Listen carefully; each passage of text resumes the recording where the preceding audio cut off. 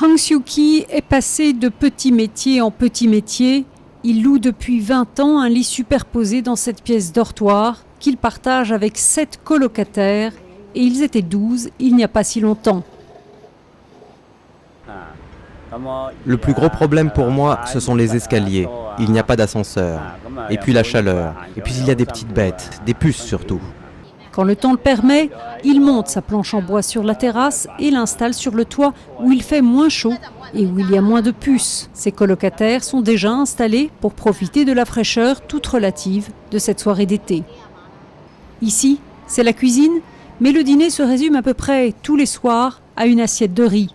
Ces logements, généralement appelés maisons-cages à Hong Kong car certains des lits superposés sont entourés de grillages, sont apparus dans les années 50 pour répondre à la demande de main-d'œuvre bon marché venue de Chine continentale.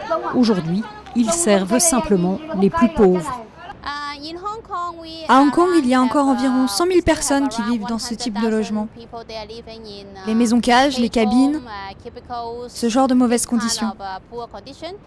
Ce modèle de logement minimum s'est donc perpétué, une conséquence du libéralisme ambiant. Il y a une catégorie de gens qui en ont besoin. C'est pour cela que ça existe encore. Le gouvernement ne fait rien pour empêcher que les maisons-cages continuent d'être disponibles. Vous savez, on est dans une économie de marché. Si les gens veulent des maisons-cages, il y aura des maisons-cages à louer. Les loyers varient entre 50 et 200 euros par mois pour un lit, ce qui revient à 100 euros du mètre carré. L'immobilier hongkongais est connu pour être l'un des plus chers du monde, mais personne ne soupçonne que ce sont ces logements misérables qui détiennent le record du prix au mètre carré.